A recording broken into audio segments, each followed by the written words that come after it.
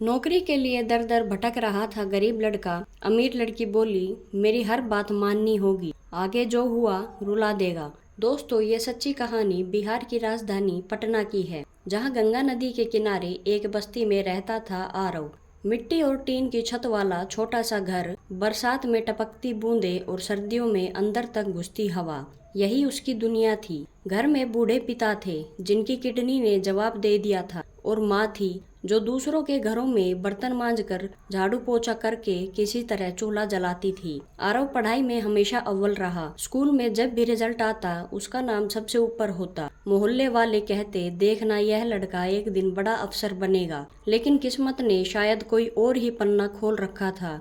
College से gold medal लेकर निकला, हाथ में डिग्री थी, आंखों में सपने थे, पर जेब में सिर्फ 1200 रुपए। हर सुबह वो साफ शर्ट पहनकर, पुराने जूते पॉलिश करके निकलता। बस स्टैंड से शहर के अलग अलग ऑफिसों में जाता। कहीं गार्ड कहता, एचआर अभी व्यस्त है। कहीं रिसेप्शन पर बैठी लड़की कह देती, हम आपको कॉल करेंगे।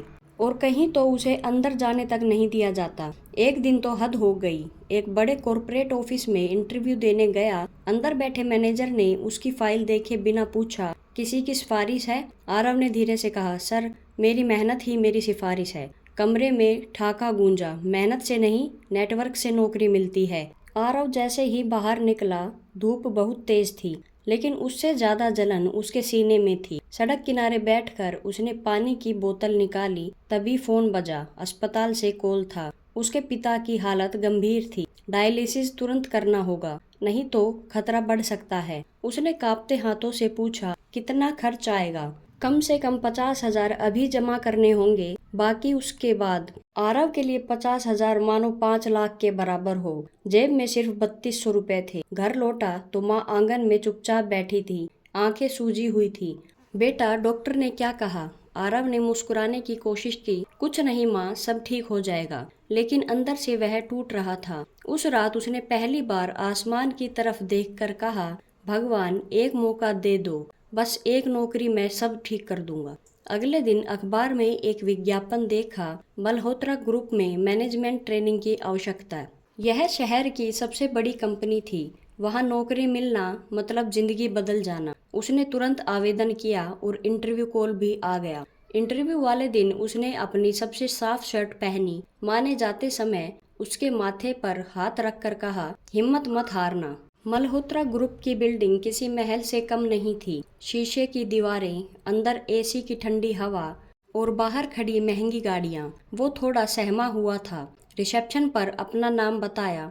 उसी वक्त लिफ्ट से एक लड़की उतरी, सफेद सूट, आत्मविश्वास से भरी चाल और चेहरे पर हल्की कठोरता। सब लोग उसे आदर से मैम कह रहे थे। वह थी काव्या मल्होत्रा, कंपनी के मालिक की इकलौती बेटी। उसकी नज़र अचानक आरव पर पड़ी।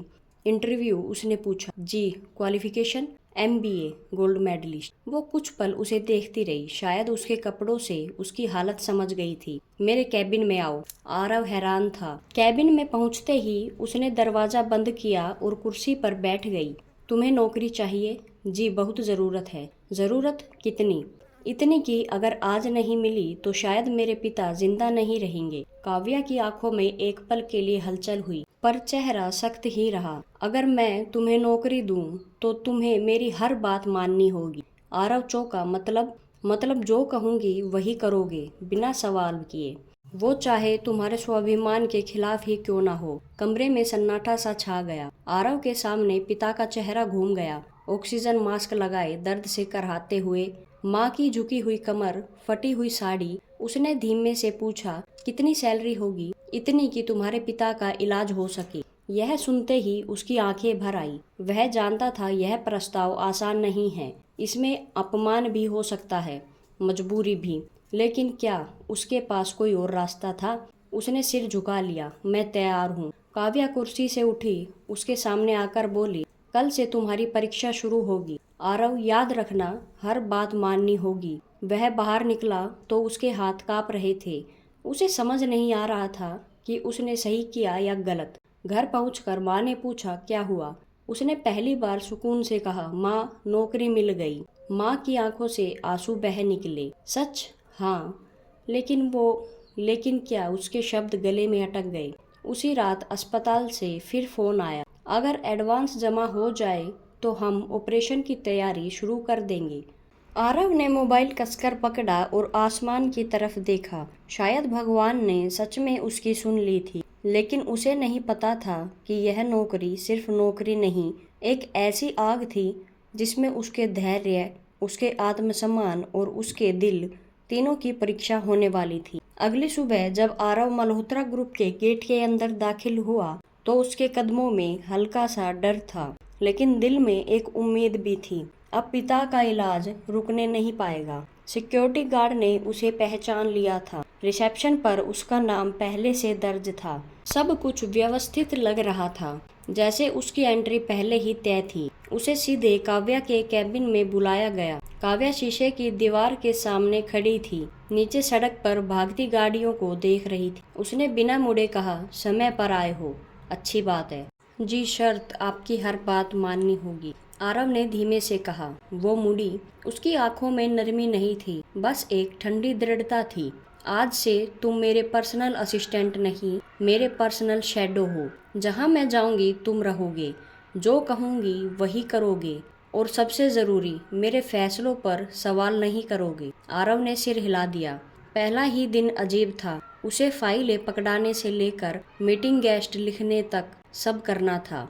लेकिन दोपहर में अचानक काव्या ने कहा, कैंटीन में जाओ और मेहमानों के लिए कॉफ़ी सर्व करो। वो चौंका, मैम, मैं शर्त याद है ना। वो चुपचाप चला गया। कैंटीन में कुछ सीनियर अधिकारी बैठे थे। उनमें से एक ने ताना मारा, अरे यह नया मैनेजमेंट ट्रेनी है या वेटर। हंसी गूंज उठी। आरव के कान जल उठे, लेकिन उसने सिर झुकाकर ट्रे पकड़ ली। शाम को घर लौटा तो माँ ने पूछा, पहला दिन कैसा रहा। उसने मुस्कुराकर कहा, अच्छा था माँ, लेकिन अंदर कुछ टूट रहा था। अगला दिन और मुश्किल था। काव्या उसे एक बिजनेस मीटिंग में ले गई। मीटिंग खत्म होते ही बोली, अरे जूते कार में रह गए हैं, जाकर ले आओ। आरव ने एक पल सोचा, क्या यह जरूरी है, लेकिन फिर पिता का चेहरा सामने आ गया। वो चुपचाप पार्किंग की ओर चला गया। ऑफिस में बातें फैलने लगी। काव्या मैम ने नया लड़का रखा है, शायद टाइम पास के लिए। कुछ लोग सहानुभूति जताते, कुछ मजाक उड़ाते। तीसरे दिन काव्या ने उसे देर रात तक रोके रखा। रात के 10:30 बजे ऑफिस में सिर्फ वही दोनों थे। यह रिपोर्ट सुबह तक तैयार चाहिए, उसने कहा। लेकिन मैम, अस्पताल। शब्द उसके मुंह से निकल ही गए कि काव्या ने बीच में काट दिया, सवाल नहीं। आरव ने सिर झुका लिया। उस रात अस्पताल से कॉल आया, डायलिसिस के पैसे जमा हो गए हैं, ट्रीटमेंट शुरू कर दिया गया है। वह हैरान था। उसने तो अभी तक सैलरी भी नहीं ली। उसने अकाउंट चेक किया, एक बड़ी रकम जमा थी। वो समझ गया, यह काव्या ने करवाया है, लेकिन क्यों? क्या यह दया है या कोई और खेल? अगले दिन उसने हिम्मत करके कहा, मैम मैंने क्या? उसकी आवाज़ ठंडी थी। अस्पताल में पैसे, वो तुम्हारी सैलरी का एडवांस है, एहसान मत समझना। आरव चुप हो गया, पर उसके दिल में पहली बार एक अजीब सी कृतज्ञता जगी। लेकिन परीक्षा अभी बाकी थी। एक शाम कंपनी में एक बड़ा हाई प्रोफाइल इवेंट था। शहर के बड़े उद्योगपति, नेता, मीडिया सब आने वाले थे। काव्या ने उसे ब्लैक सूट पहनने को कहा। इवेंट में वह उसके पीछे पीछे चल रहा था। लोग फुसफुसा रहे थे, यह कौन है? काव्या ने जानबूझकर सबके सामने कहा, आरव, जरा ड्रिंक सर्व कर दो। उसने ट्रे उठा ली। उसी वक्त उसके फ़ोन पर मैसेज आया, मरीज की हालत नाजुक है, डॉक्टर तुरंत मिलना चाहते हैं। उसका दिल जोर से धड़कने लगा। वो काव्या के पास आया, मैम, पापा की हालत अभी नहीं, उसने सख्ती से कहा। इवेंट खत्म होने दो। वह भीतर से कांप गया। क्या वह इतना निर्दयी हो सकती है? इवेंट के बीच अचानक काव्या ने उसे स्टेज पर बुलाया। अगर मैं कहूँ कि आज की रात अस्पताल मत जाओ, तो उसकी आंखें भर आई। मैम प्लीज, शर्त याद है ना? वो कुछ पल चुप रहा। पूरा हॉल संगीत और हंसी से भरा था, लेकिन उसके कानों में सिर्फ पिता की करहा गूंज रही थी। उसने आंखें बंद की। मैं आपकी बात मानूंगा, उस जवाब के साथ जैसे उसने खुद को मिटा दिया। घड़ी में 9 बज रहे थे। अस्पताल ने आखिरी समय 11 बजे तक दिया था। इवेंट खत्म होने का नाम नहीं ले रहा था। तभी काव्या अचानक ही चली गई। वो भीड़ में उसे ढूंढता रहा। दिल में डर और गुस्सा दोनों थे। करीब 10 सवा 10 बजे काव्या वापस आई। चलो, उसने कहा, जहां तुम्हें जाना है।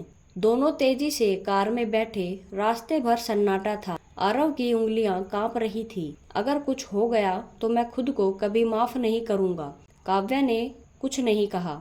उसकी नजरें सामने सड़क पर टिकी थी, लेकिन चेहरे पर पहली बार कठोरता नहीं थी, कुछ और था, शायद संघर्ष। अस्पताल के गेट पर कार रुकी। आरव भागते हुए अंदर गया। डॉक्टर ने उसे देखते ही कहा, आप देर से आए, लेकिन चिंता की बात नहीं। क्या मतलब? ऑपरेशन शुरू हो चुका है।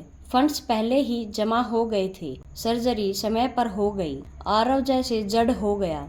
लेकिन मैंने तो, डॉक्टर मुस्कुराए, किसी ने आपकी तरफ से सब संभाल लिया। वह मुड़ा।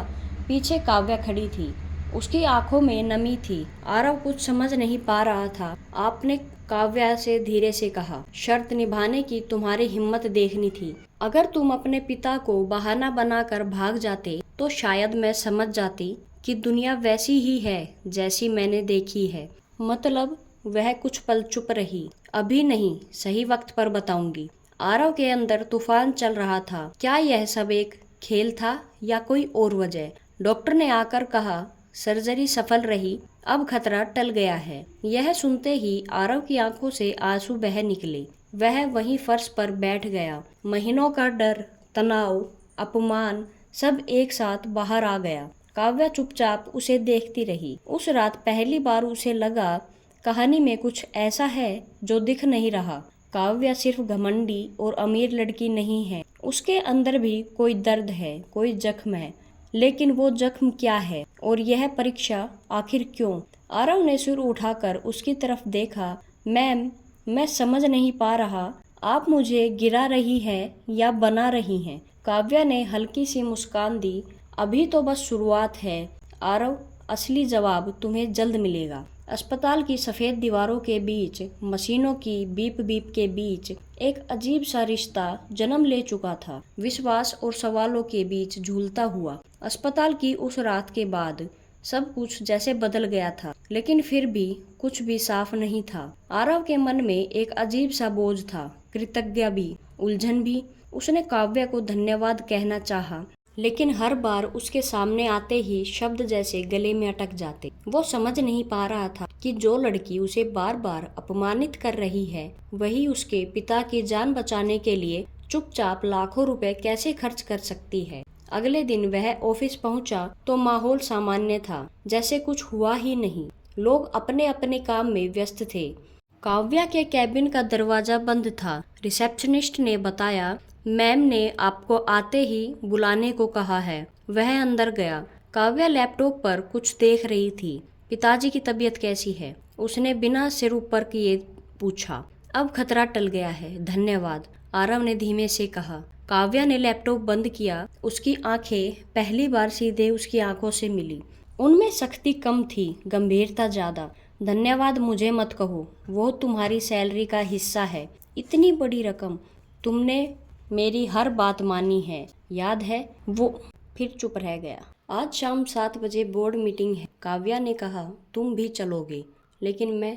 तुम वही करोगे जो मैं कहूँगी। शाम को मल्होत्रा ग्रुप के कॉन्फ्रेंस हॉल में शहर के बड़े उद्योगपति, कंपनी के डायरेक्टर और कुछ मीडिया के लोग मौजूद थे। आरव ने सोचा वह सिर्फ नोट्स लेगा, लेकिन अचानक काव्या ने सबके सामने कहा, आज मैं आप सबको एक खास इंसान से मिलवाना चाहती हूँ। हॉल में हलचल हुई। यह है आरव, उसने आगे बढ़कर कहा। पिछले कुछ दिनों से मेरे साथ काम कर रहे हैं। सबकी निगाहें उस पर टिक गई। कुछ लोग फुसफुसाए, वही लड़का है। काव्या ने माइक उठाया। आप सब जानते हैं कि हमारे ग्रुप को पिछले साल बहुत बड़ा झटका लगा था। मेरे बड़े भाई आर्यन, जो इस कंपनी का भविष्य थे, अब वह हमारे बीच नहीं है। हॉल में सन्नाटा छा गया। यह नाम शायद सब जानते थे, लेकिन उसके बारे में खुलकर कभी बात नहीं हुई थी। काव्या की आवाज हल्की कांपी। उन्होंने किसी पर भरोसा किया था, उस भरोसे ने उन्हें तोड़ दिया। पैसा, दोस्ती, रिश्ते सब धोखा निकले और एक दिन उन्होंने हार मान ली। आरव ने पहली बार उसकी आंखों में वह दर्द देखा जो अब तक कठोरता के पीछे छिपा था। तब से मैं एक सवाल से जूझ रही हूँ। वह आगे बोली, क्या इस दुनिया में कोई ऐसा है जो पैसे के लिए अपनी आत्मा ना बेचे? क्या कोई ऐसा है जो मजबूरी में भी अपने वादे से ना मुड़े?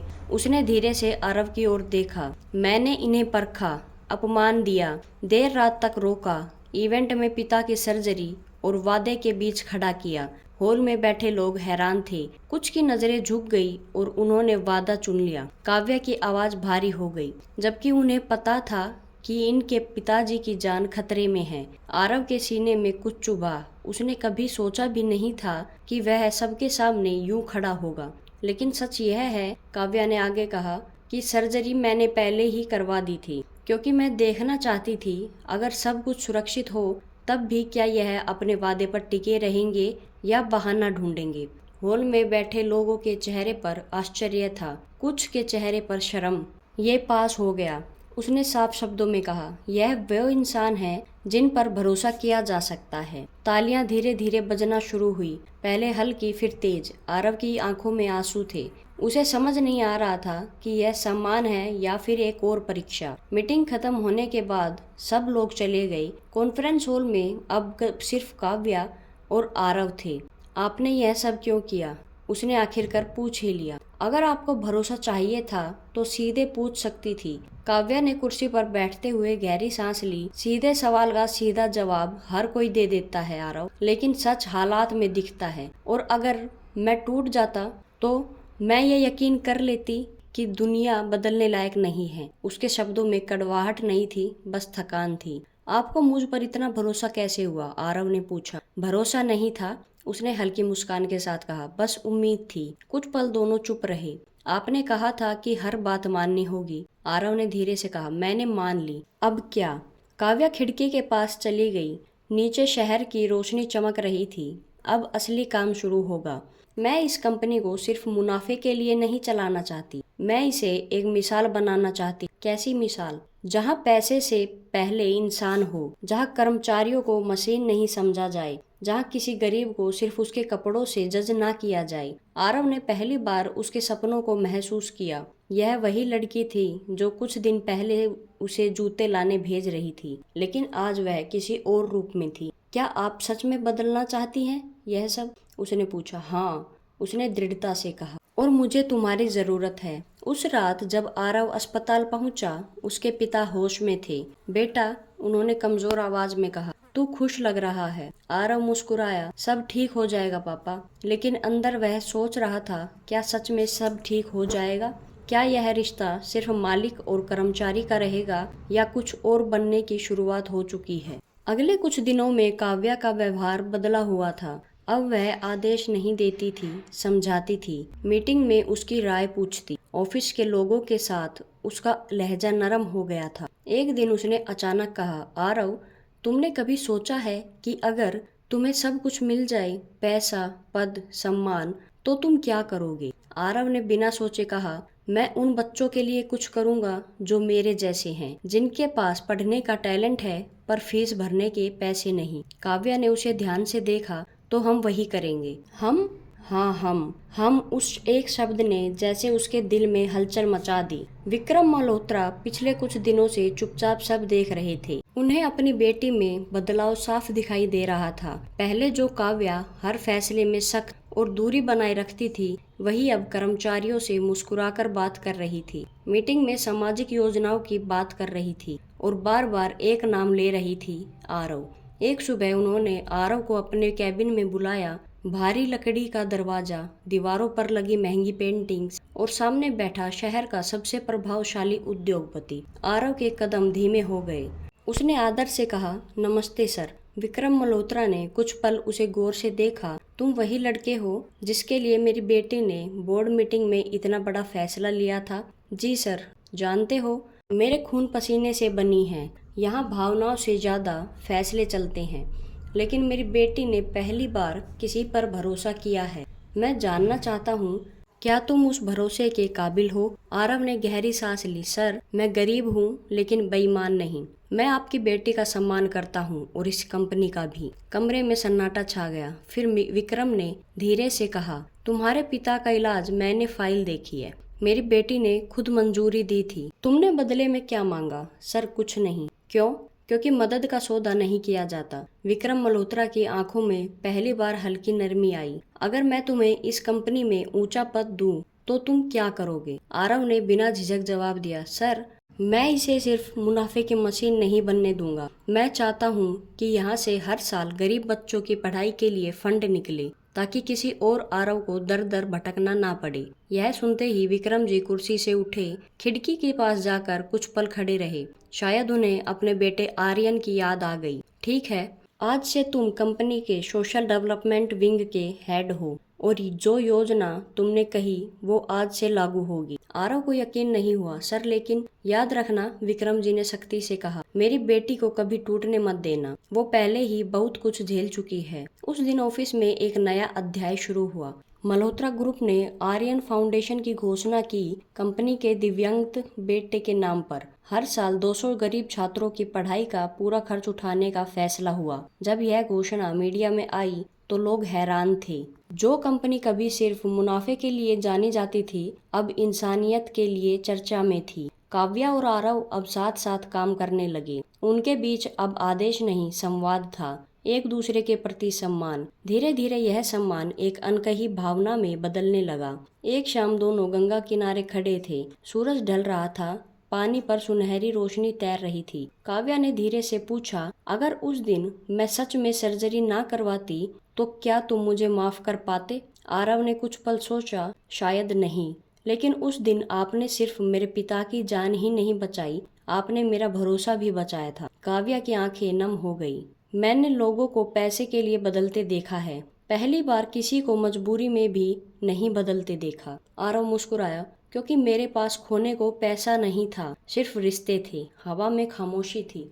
काव्या ने धीरे से कहा, अगर मैं कहूँ कि अब मैं तुम्हारी हर बात मानूंगी, तो वो हल्का सा हंसा, तो मेरी पहली बात होगी, खुद को माफ कर दीजिए, आप गलत नहीं थी। उसकी आंखों से आंसू बह निकले। कुछ दिनों बाद विक्रम मल्होत्रा ने खुद आरव की मां को घर बुलाया। सादा सा ड्राइंग रूम, लेकिन माहौल में अपनापन था। बहन जी, विक्रम ने कहा, आपका बेटा सिर्फ काबिल नहीं, सच्चा भी है। अगर आपको ऐतराज ना हो तो मैं उसे अपना दामाद बनाना चाहता हूँ। आरव की मां की आंखों से आंसू बह निकले।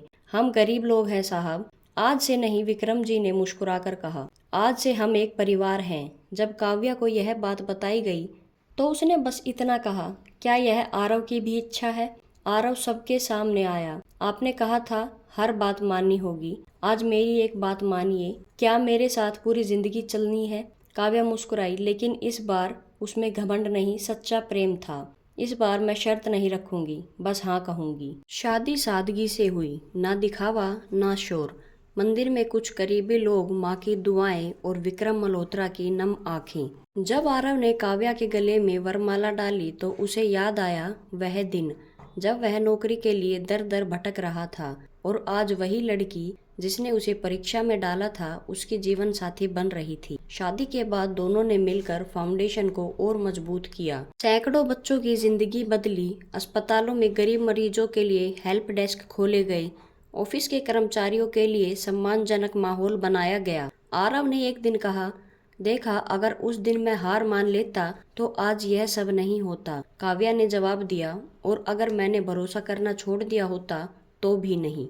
दोनों मुस्कुरा दिए। दोस्तों, इस कहानी की सबसे बड़ी सीख यही है, गरीबी इंसान को छोटा नहीं बनाती, सोच बनाती है। पैसा सब कुछ खरीद सकता है, लेकिन ईमानदारी और वादा निभाने की ताकत नहीं। दोस्तों, यह थी हमारी आज की कहानी। आप सभी को कैसी लगी कमेंट बॉक्स के माध्यम से हमें ज़रूर बताएं, और साथ ही हमारे चैनल को सब्सक्राइब करना ना भूलें। तो चलिए मिलते हैं आपसे ऐसी ही एक और दिल छू लेने वाली कहानी के साथ। तब तक के लिए आप सभी को धन्यवाद। जय हिंद, राम राम।